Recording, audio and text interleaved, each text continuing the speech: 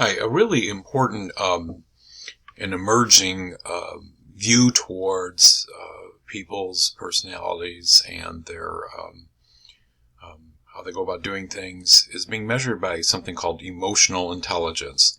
And emotional intelligence is basically the ability to understand your own moods and emotions, and then how you interact with other people, the moods and emotions of other people.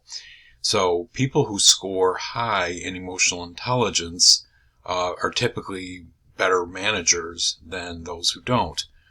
So it's, and companies have put a strong emphasis on this, even to the point of asking questions to determine somebody's emotional intelligence during the job interview process, if not actually giving them tests to actually assess it. So I'm saying this because it's an important thing that you're going to have to keep in mind in your own careers.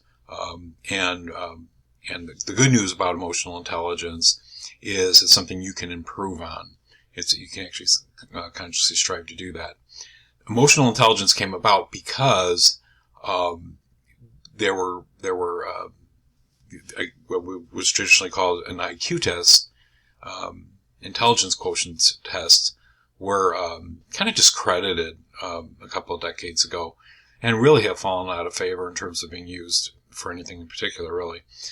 So emotional intelligence is sort of replacing that, and certainly is from the perspective of organizations looking to hire people.